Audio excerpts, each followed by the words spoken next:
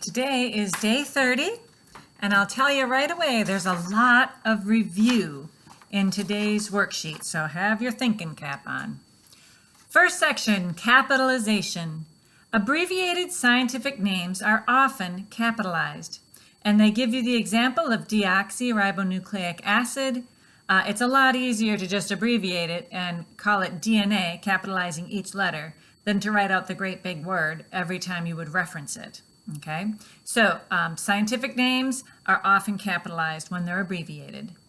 Your sample sentence is, have Canadian researchers found that DCA, dichloroacetate, slows tumor growth? Asked Mr. Rios. All right, so let's take a look at how you're going to punctuate that. First word within the quotations, have, should be capitalized. Canadian should be capitalized. It's a adjective derived from the word Canada. Found that DCA, there we go. We've got an abbreviated scientific name. Each letter should be capitalized. And then we don't have another capitalization until the M in Mr. and the R in Rios. So here's what should be capitalized from that first sentence. All right, next. In punctuation, use a comma to separate an initial adverb that normally would occur at the end of a sentence. And they give you an example. Also, a formal statement will be made.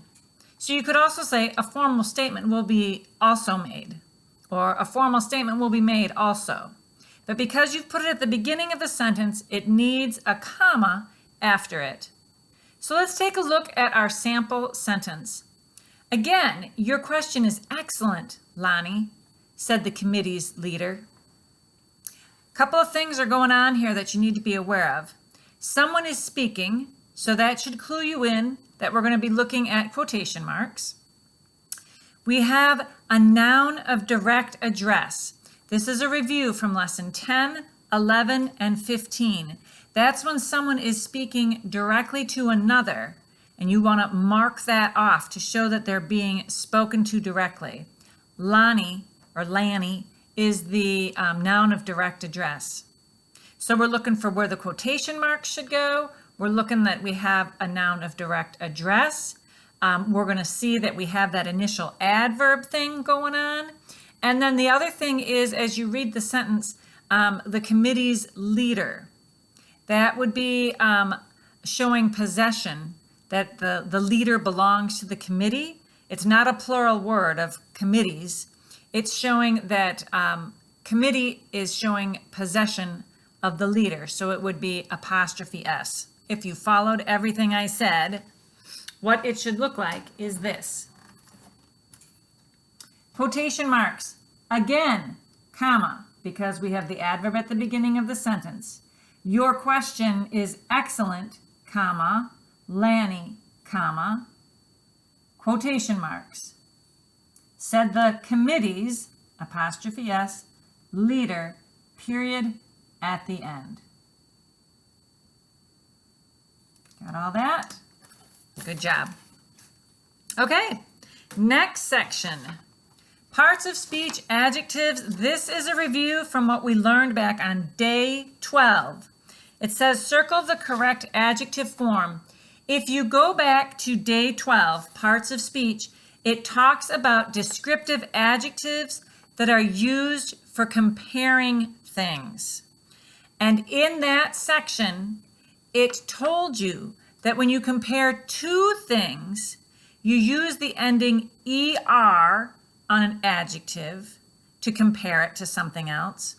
And if you're comparing three or more things, you use EST or est added on to the adjective. All right? So let's take a look here. Use the fresher or freshest slice of bread in that loaf for my French toast.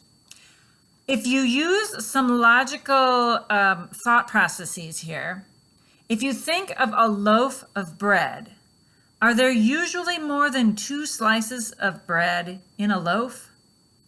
Yes, okay? So you're going to be comparing 3 or more things here. You're looking for the freshest slice. So as I said, when you compare 2 things, you use 3 or more, you use est. So the correct answer for this would be freshest. Use the freshest slice of bread in that loaf for my French toast. All right, next section is looking at sentences versus fragments versus run-ons. This is the first time that they've introduced run-ons. Run-ons are when you have 2 sentences or more that end up getting squished together. Oftentimes, it happens because you have incorrect punctuation or no punctuation, and things that would be separated perhaps by semicolons or maybe should have other forms of punctuation in them don't. And so the sentence just kind of runs on and on and on. All right, so we're watching out for fragments. That's a sentence that it's not a sentence. It does not express a complete thought. That's called a fragment. A run-on sentence expresses too many thoughts or it's not punctuated correctly. So your instructions read, write F if the group of words forms a fragment, RO if it's a run-on, and S if the group of words forms a sentence. So let's take a look at that first sentence, A. Swimming in the lake during the late afternoon on a sunny day. All right. What happens if you cross off all of the prepositional phrases?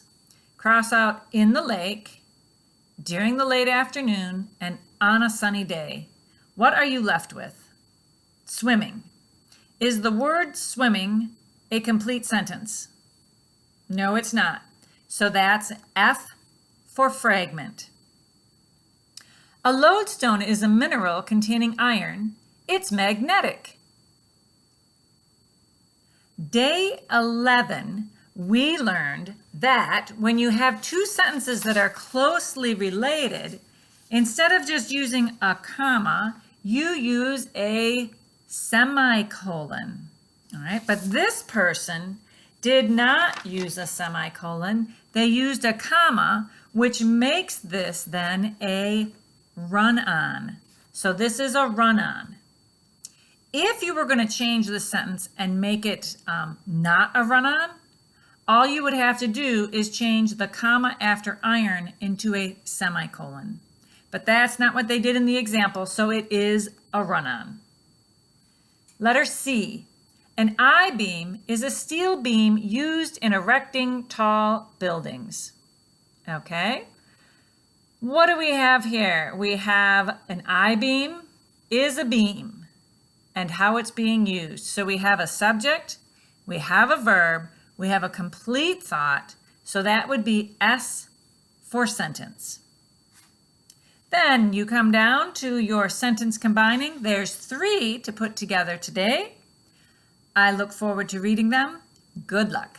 God bless you.